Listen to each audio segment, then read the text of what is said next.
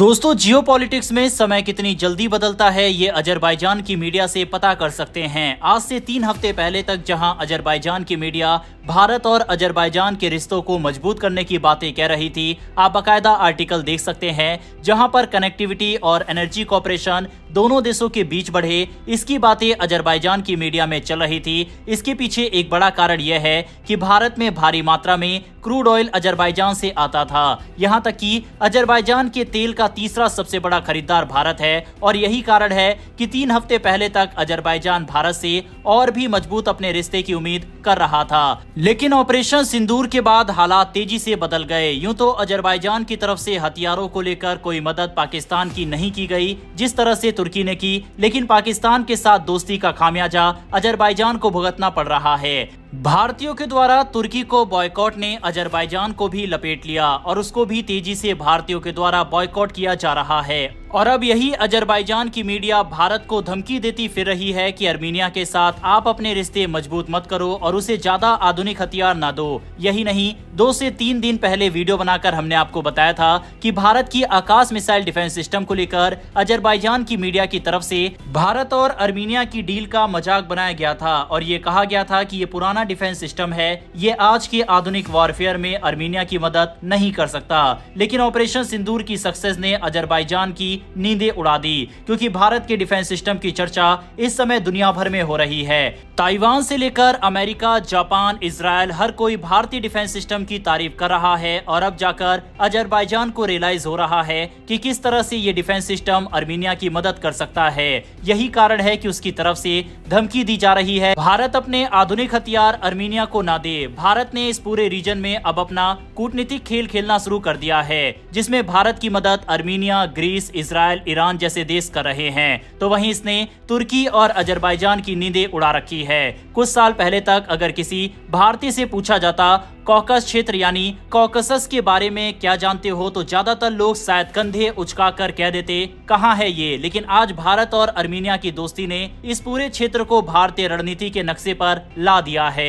अर्मीनिया एक छोटा सा देश है जो साउथ कॉकसस यानी दक्षिण कॉकस क्षेत्र में है। ये चारों तरफ से लैंड लॉक्ड है यानी समुद्र से नहीं जुड़ा है। इसके पड़ोसी हैं अजरबैजान, तुर्की, ईरान और जॉर्जिया।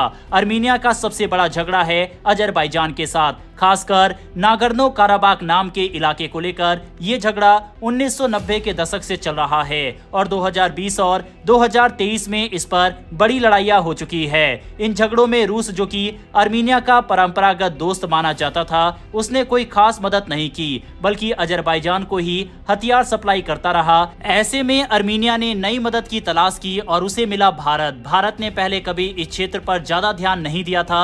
हमारा फोकस रहा पहले अपने पड़ोसी देशों पर और फिर दक्षिण पूर्व एशिया पर। लेकिन 2015 के बाद से भारत ने सागर यानी security and growth for all in the region नीति के तहत अपने रणनीतिक पहुंच बढ़ानी शुरू की। इसी का नतीजा था भारत ने धीरे धीरे सेंट्रल एशिया, मिडिल ईस्ट और अब कॉकस की तरफ कदम बढ़ाए। अर्मीनिया को भारत में एक भरोसेमंद रक्षा पार्टनर दिखा और भारत को मिला एक ऐसा देश जो इंडियन डिफेंस टेक्नोलॉजी को अपनाने के लिए तैयार था। भारत ने अर्मीनिया को सिर्फ छोटे मोटे हथियार नहीं दिए, बल्कि कई बड़े और एडवांस सिस्टम सप्लाई किए। इनमें शामिल है आकाश मिसाइल सिस्टम, यह हवा में दुश्मन के जहाजों को गिराने वाला सिस्टम है। स्वाति रडार सिस्टम, ये बता देता है कि दुश्मन की गोलीबारी कहां से हो रही है। अटैक्स तोपें, दुनिया की सबसे दमदार आधुनिक तोपों में से एक, गोला बारूद और गोला बारूद का बड़ा स्टॉक। इन सब के अलावा भारत ने वहां डिफेंस अटैचे यानी सैन्य सलाहकार भी तैनात किया। यह सब एक बड़ा संकेत है कि भारत इस रिश्ते को लंबा चलाना चाहता है। अर्मीनिया के द्वारा भी भारत को चुनने के पीछे कई बड़े कारण हैं, जैसे पश्चिमी देशों के हथियार बहुत महंगे हैं,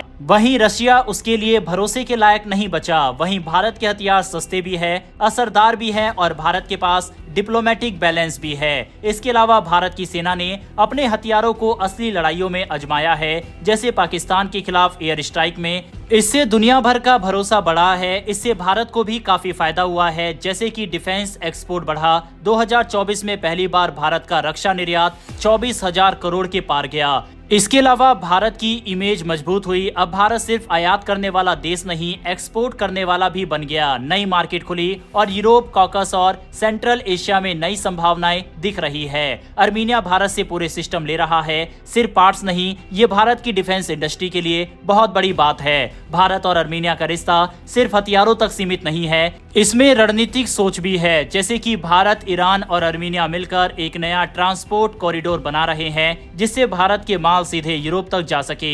ये कॉरिडोर जाएगा मुंबई से ईरान के बंदरगाह, फिर अर्मीनिया होते हुए यूरोप तक। ये भारत के लिए बहुत बड़ा मौका है, क्योंकि इससे हमें पाकिस्तान और चीन के रास्तों की जरूरत नहीं पड़ेगी। अब इस कहानी में एक और दिलचस्प बात है, फ्रांस की एंट्री। फ्रांस भी अर्मीनिया को हथियार बेच रहा है और भारत फ्रांस के डिफेंस संबंध पहले से बहुत मजबूत है। ऐसे में भविष्य में हो सकता है कि भारत और फ्रांस मिलकर हथियार बनाएं और अर्मीनिया जैसे देशों को एक्सपोर्ट करे। यानी भारत सिर्फ सप्लायर नहीं, को प्रोड्यूसर बन सकता है और ये एक और लेवल की डिप्लोमेसी है। अब सोचिए, अगर भारत अर्मीनिया से दोस्ती बढ़ाकर वहां से ब्लैक सी और यूरोप तक पहुंच बना ले तो हमारी पहुंच कितनी बढ़ जाएगी। ये सिर्फ सैन्य ताकत नहीं, बल्कि भविष्य का कनेक्टिविटी प्लान है, जिसमें व्यापार, ट्रांसपोर्ट, राजनीति, यह सब शामिल है। भारत IMEC यानी India middle east Europe corridor जैसे प्रोजेक्ट में भी दिलचस्पी ले रहा है, जो यूरोप से जुड़े हैं। तो आने वाले समय में भारत मेडिटेरेनियन से लेकर कॉकस और सेंट्रल एशिया तक एक बड़ा खिलाड़ी बन सकता है।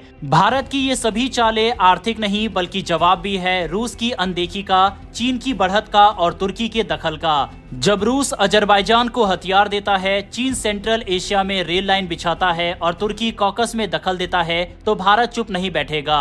भारत अब एक स्मार्ट खिलाड़ी की तरह अपने कार्ड खेल रहा है, दोस्ती से, भरोसे से और डिप्लोमेसी से।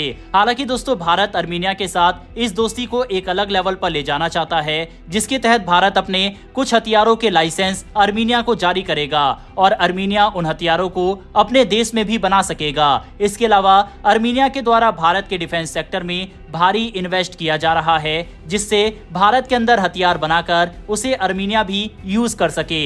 जिस तरह से भारत और इजराइल की भागीदारी है, हम साथ में मिलकर ड्रोन और MRSAM यानी बरा के डिफेंस सिस्टम बना रहे हैं, यही चीज अर्मीनिया के साथ भी अब हो रही है। अर्मीनिया भारत के उत्तर प्रदेश के अंदर डिफेंस कॉरिडोर में भी इन्वेस्टमेंट कर चुका है। अब आने वाले समय में भारत के फाइटर जेट्स में अर्मीनिया अपनी रुचि भी दिखा सकता है और इसको खरीद भी सकता है। अर्मीनिया के साथ फ्यूचर में भारत और भी कई साझेदारी कर सकता है, जैसे कि अर्मीनिया में डिफेंस बेस या ट्रेनिंग सेंटर बना सकता है, अर्मीनिया के स्टार्टअप्स को मेक इन इंडिया में जोड़ सकता है, फ्रांस और ग्रीस के साथ मिलकर एक नया ब्लॉक बना सकता है और सबसे जरूरी, इस रिश्ते को लॉन्ग टर्म भरोसे का रिश्ता बना सकता है। ऑलरेडी ग्रीस के अंदर भारत, इजराइल और ग्रीस का एक नया ग्रुप की चर्चा है। ग्रीस के संबंध फ्रांस से भी काफी मजबूत है, उसकी सेना में फ्रांसीसी फाइटर जेट भी है। ऐसे में ग्रीस को फ्रांस को शामिल करने में कोई दिक्कत नहीं होगी और अगर अर्मीनिया को भी शामिल कर लिया जाए तो 5 देशों का एक अच्छा ग्रुप बन जाएगा, जो कि तुर्की, अजरबैजान जैसे देशों के खिलाफ ग्रीस और अर्मीनिया को